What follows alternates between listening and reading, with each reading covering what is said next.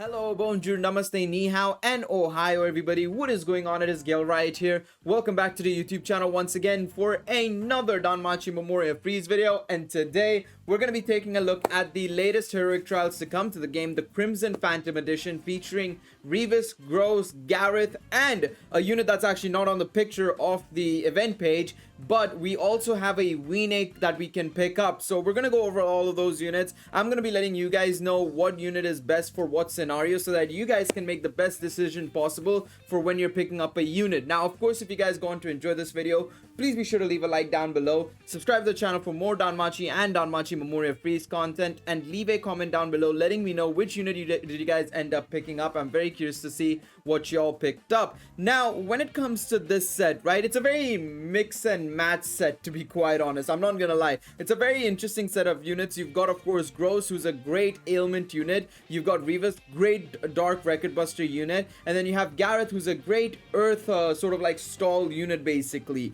Now, Wiene is the with the comrades one, which I need to actually check out because I actually don't remember what she does. So we're gonna have a look at the assist first and foremost. And anyways, usually whenever it comes to these heroic trials, I always let you guys know that, you know, the assist is always the better option to pick up, primarily because, well, you know, when you get an assist to +5, the jump in power is far superior than the jump in power for an adventurer going from +3 to +4 or +4 to +5.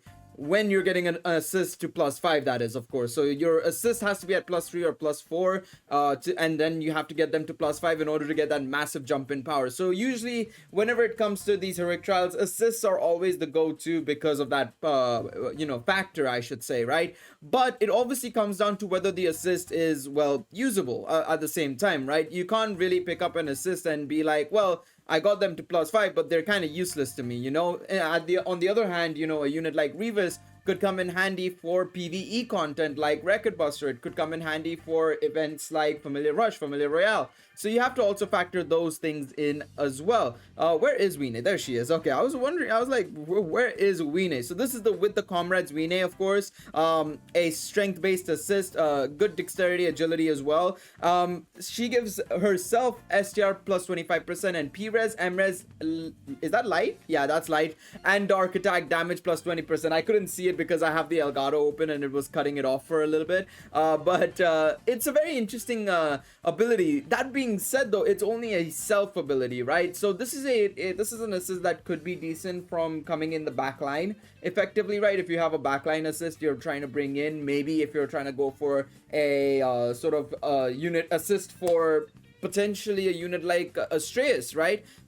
That's where you would probably see this Wiene being somewhat usable, of course, because you're gonna give Astraeus some extra P-Res and M-Res, right? So helps that stall nature as well. You're giving him dark attack damage as well and strength boost.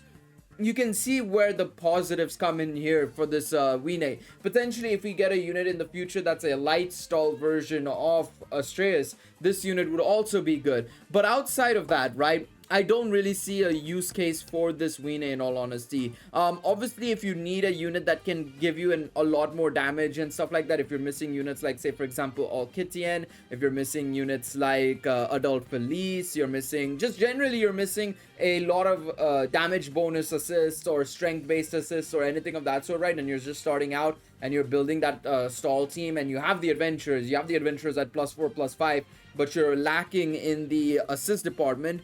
Wiene might not be a bad option, but you have to remember that when you're going into heroic trials, right, you can only get a copy of the unit, not necessarily a new copy of the unit. You don't get your first copy there. If you pick up a bond, you're just getting the dupe for it. You're just getting the bond for it. You're not getting a new unit for it. So it doesn't really, unfortunately, work that way. If you're trying to like, oh, so should I pick it up if I don't have this unit? Don't, because you don't have the unit, right? That's the thing to consider. At low limit breaks, the buffs are 17% and 15% respectively, which isn't bad again. But yeah, I would say that not a bad assist, but probably I can see it being skippable for a lot of players for sure. I can see a lot of players being like, well, it's not really to my taste, and I could probably get more benefits from having maybe Revis at a higher limit break, or a Gareth at a higher limit break, or even Gros at a higher limit break. So that's something to take into consideration. Now let's go over to the adventurous side and let's go over Revis, Gareth, and Gros. Let's start off with Gareth, if I'm not mistaken. Gareth should be the first one on this list, I'd assume, because he's one of the original characters in the game. There he is. Okay, perfect. This is the Gareth that we have. Glorious Elgarm. Sorry, Elgram. A little bit wrong there, but Elgarm. So 2100 strength, 1100 endurance, again kind of fitting into that whole stall meta, and 1161 agility. Not too shabby there, but again, you're gonna be looking at his actual skills for this now. So what he gives is Cosmic Barrier. We'll go to the special arts later on, but his first skill is a fast 40% HP heal and God rate, P-res, and M-res plus 40%, and foes STR magic critical rate and penetration rate minus 40% for 1 turn. Again, this is really handy because again, when you're going up against units that are going to deal a lot of damage and stuff like that, and you need units to kind of help with the stall setup, right? You have Galmus, who's obviously going to give that 40% damage reduction. You have the likes of RD as well, right? The new RD, who can lower the critical and penetration rates as well through her first skill, and agility.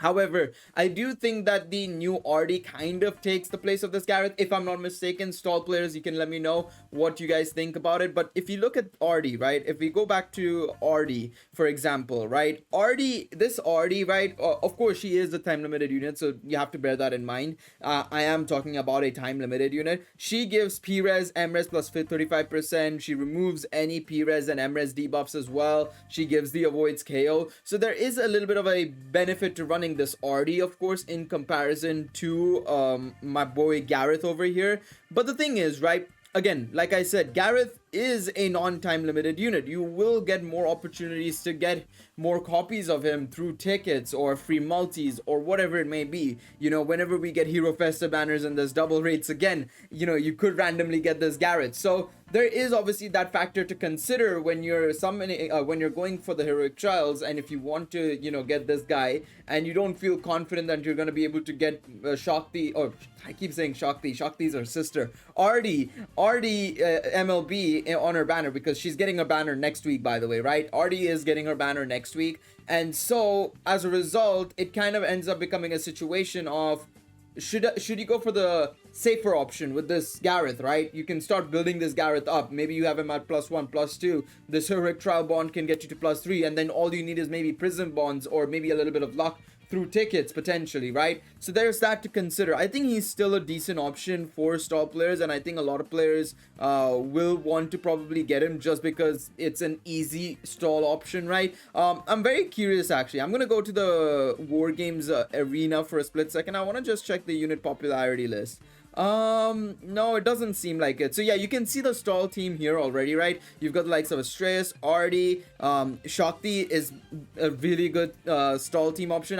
I said this as well, right? When I made that video with Shakti, I said that she will become a really decent option for stall, and lo and behold, she is a decent option, it seems like. And then you have Galmus over there at number 20 as well. So a lot of players are running this sort of a stall team composition already, so it kind of ends up becoming a situation of like, if you have those units, well, Gareth isn't really going to have a place anymore, right? So that's something to consider when going for him. And not to mention with the P-res and M-res as well, if you want to put him on the back line, well, you have Nine-Tailed Manifestation Haruhime as well, who is, if we go all the way down here, Haruhimes are down here, right? Yeah, Haruhimes are down here. You have Haruhime as well, who's able to give Endurance, Dexterity, Agility, P-res, and M-res for 3 turns as well, along with HP regen and heal. So you kind of already are seeing a better version of Gareth in this Haruhime as well. So while Gareth is a decent option, he's kind of been pushed aside a little bit, I feel like, by all the modern options basically. So that is something to consider as well when going for him. Now we move on to Revis. Let's go with Revis next, if possible. Let me see where Revis is. Where is Revis actually? Revis might be down here maybe.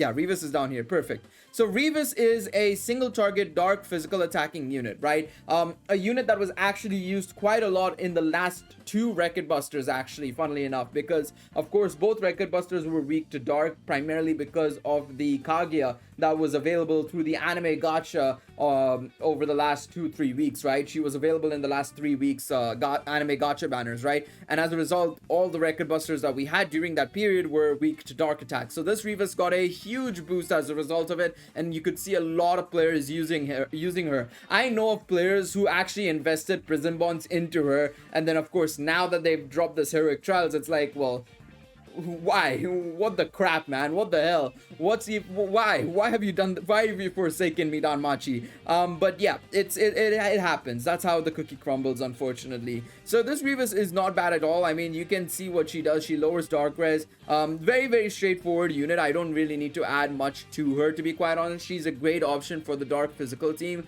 The dark physical single target team, of course, and she is probably the second best single target dark physical unit we have in the game right now, outside of that Kaguya, right? So as a result, she is not a bad option whatsoever to pick up, especially if you ever had low limit breaks, you have Kaguya at +5 and you're building that dark physical team to be of some use to you in any sort of familiar rush event, familiar royale event, or even, you know, Record Busters of the future. You might want to pick this Revis up, a copy of this Revis up at the very least. I would say Revis is probably the most general option, I would say, that's going to be picked up by, I think, most players, because of the fact that, well, single target unit, very easy to pick up, you know, very universal in comparison to the other units. Gareth is more stall, but has got replacements. Gros is ailment, which we'll come on to in just a moment. And the Wiene assist is also very, very specific. So, in all honesty, this Revis is probably going to be the best choice for most players, I would say, at least, right? Again, it depends on what you have in your box, if you have this Revis and stuff like that, to make the decision. But I would say this Revis is probably up there when it comes to the best choice possible, I would say, for you to pick up. Gros now. Gros is, like I said, an ailment unit. I remember when he first came out, I was kind of like, do I want to get him? But then I was like, I don't run ailment, so for me, it's not really going to make too much sense. But Gargoyle Amulet, his first skill, gives fast 65% taunt, which, I mean, 65% chance to taunt is really, really solid. Overall, I think it is an immense ability for sure. And the fact that, you know, he will slot straight in because it's a fast ability, it's not linked to an attack per se, right? Which helps him a little bit more because that means you can apply it immediately. The idea of ailment is to just try and apply as many ailments as possible before the opponent moves, because you want to break through their nullifications as fast as possible, and thereby allowing you to basically you know, get them inflicted with ailments before they even attack, so that, you know, they don't even attack at the end of that process effectively, right? So there is that factor. He also gives himself strength, god rate, counter rate, and p-res for 4 turns, so you can protect yourself a little bit there as well. And then pretty much outside of that, it's just extra damage based on every single god rate and p-res buff that you have,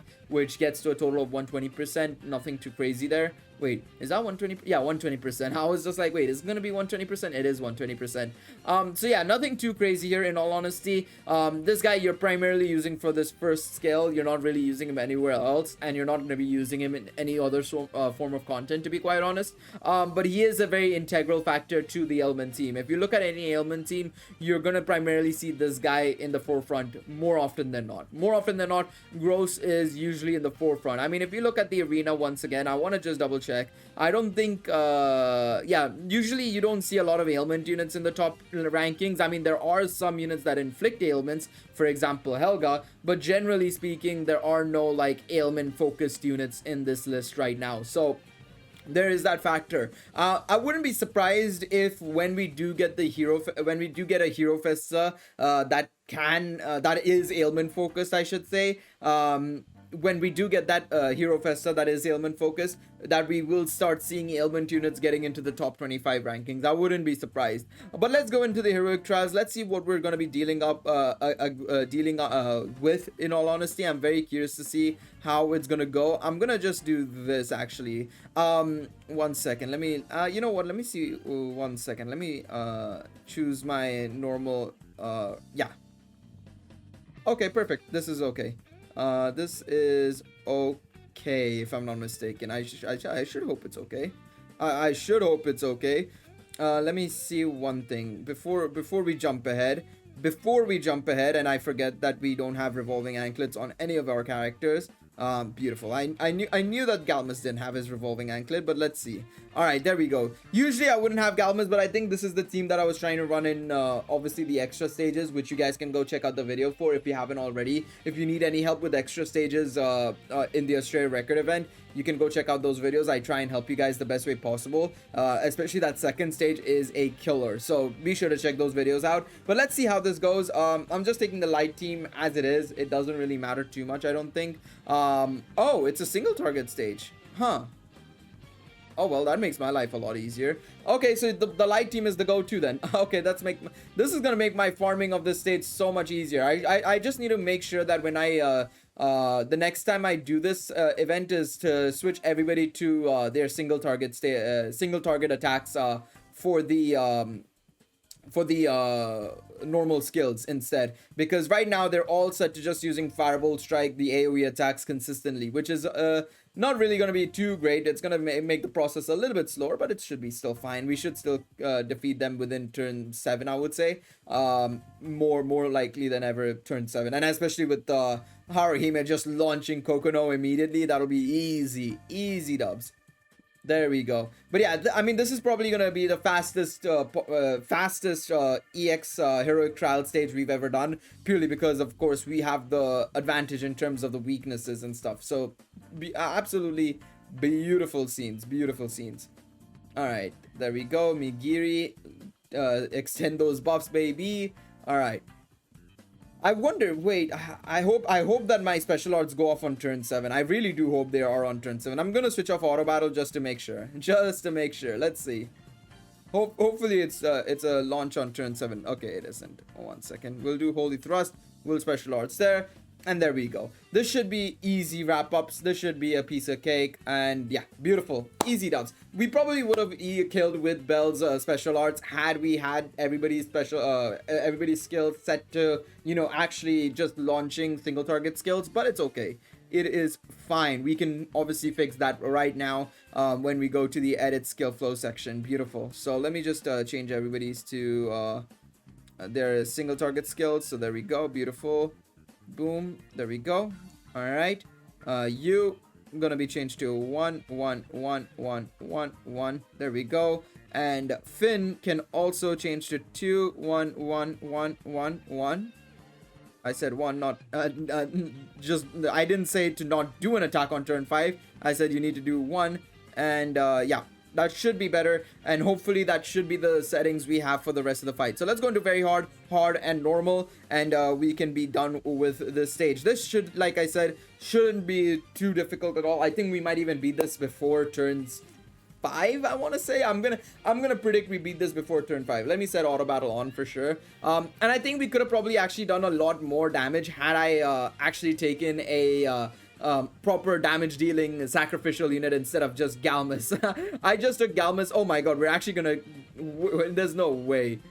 Are we actually gonna beat it with it before turn? No way. Okay, fair enough.